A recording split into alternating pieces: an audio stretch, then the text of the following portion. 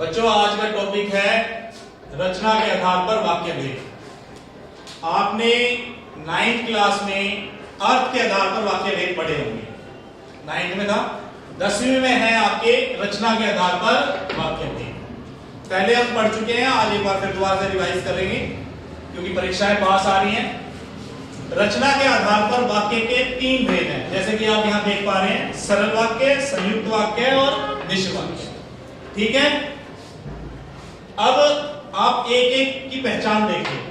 सरल वाक्य, सरल वाक्य में जैसे कि इसके नाम से ही पता चल रहा है, सरल मतलब जो आसान वाक्य है, एक उद्देश्य होगा और एक विधेय होगा। ठीक है, हर वाक्य तभी माना जाता है जब उसका कोई उद्देश्य है।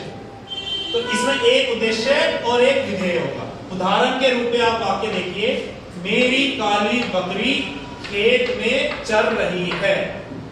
इसमें जो विधेय है वो ये है, खेत में चर रही है, और मेरी काली बकरी उद्देश्य है। ठीक है, यहां तक समझ में आ रहा है बच्चों को? Yes sir. दूसरा जो वाक्य है संयुक्त वाक्य। संयुक्त वाक्य में सरल वाक्य, एक से अधिक जब सरल वाक्य मिलते हैं तो मिलकर जो वाक्य बनाते हैं उसको हम संयुक्त वाक्य कहते हैं। जिस वाक्य के अंदर एक से अधिक सरल वाक्य हो, क्लियर है, समझ में आ रहा है? जहां एक से अधिक सरल वाक्य हो वहां पर संयुक्त वाक्य होता है।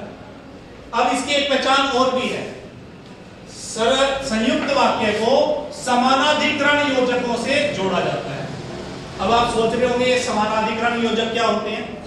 समानाधिकरण योजक वो होते हैं जो दो समान वाक्यों को जोड़ते हैं, मतलब समानता को प्रदर्शित करते हैं। जैसे कि और, जैसे हम बोलते हैं राम और श्याम, ठीक है, तथा, एवं, अतः, इसलिए, किंतु, परंतु, या, अथवा आदि, ये सब समानाधिकरण योजक हैं। तो जो दो सरल वाक्य समानाधिकरण से जुड़े हुए होंगे वो संयुक्त वाक्य कहलाएगा। जैसे कि इसी वाक्य का हम जब आपके एग्जाम में वाक्य परिवर्तन भी आता है, सरल वाक्य को संयुक्त वाक्य में बदलिए। तो जब हम सरल वाक्य को संयुक्त वाक्य में बदलेंगे तो हम इन योजक चिन्हों का प्रयोग करेंगे। ठीक है, यस सर। प्रश्न में, बोर्ड में आपको वाक्य परिवर्तन के लिए आएगा। एक बार फिर दोबारा से रिपीट कर रहा हूं, सरल वाक्य को संयुक्त वाक्य में बदलने के लिए आएगा तो आप इन योजक चिन्हों के द्वारा सरल वाक्य को संयुक्त वाक्य में बदलेंगे। जैसे कि इस वाक्य को हम बदलते हैं, मेरी बकरी काली है। इसमें हमने कौन सा योजक चिन्ह लगाया है? और। खेत में चल रहे। तो जब हमने यहां पर और लगा दिया तो ये वाक्य हमारा सरल वाक्य से संयुक्त वाक्य। ठीक है, यहां तक आप समझ में आ गया आपको सबको? चलिए अब इसी को देखते हैं आगे। लास्ट जो है वो मिश्र वाक्य। मिश्र वाक्य में एक प्रधान वाक्य होता है और एक आश्रित वाक्य। ये जो डिफरेंस है, ये जो अंतर है, ये मिश्र वाक्य में और संयुक्त वाक्य में आपको अंतर करने में आसानी करेगा कि इसमें एक वाक्य प्रधान वाक्य होगा, मिश्रित वाक्य में एक वाक्य प्रधान वाक्य होगा और बाकी के जो उपवाक्य होंगे वो आश्रित उपवाक्य होंगे। ये आश्रित उपवाक्य एक भी हो सकता है, एक से अधिक भी हो सकते हैं। ठीक है, इसके अंदर संयुक्त वाक्य में समानाधिकरण योजक का इस्तेमाल हो रहा था, यहां पर व्याधिकरण योजक का इस्तेमाल होगा। अब ये व्याधिकरण योजक क्या है?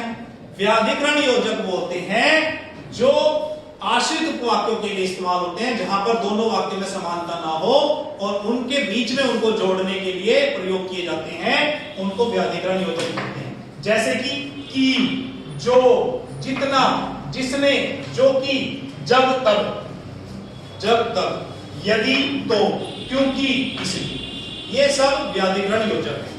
इनका इस्तेमाल मिश्र वाक्य के अंदर होगा। इसी वाक्य को अगर हम मिश्र वाक्य के अंदर परिवर्तित करते हैं तो देखो, मेरी जो बकरी काली है वह खेत में चल रही है। कौन सी बकरी खेत में चल रही है? काली बकरी है। वो डिफाइन कर रहे हैं, वो अलग कर रहे हैं दूसरी बकरी से।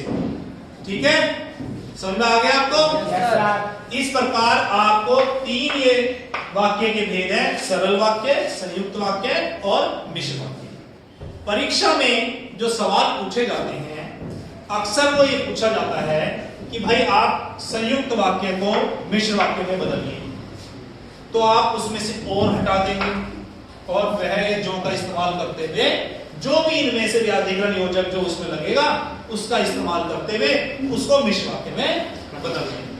ऐसा भी हो सकता है कि आपको मिश्र वाक्य दिया गया हो और आपसे कहा गया हो कि आप उसे सरल वाक्य में बदलें, तो इसके अंदर भी आपने यही करना है, जो व्याधिकरण योजक हैं वो उसमें से हटा देने हैं और एक साधारण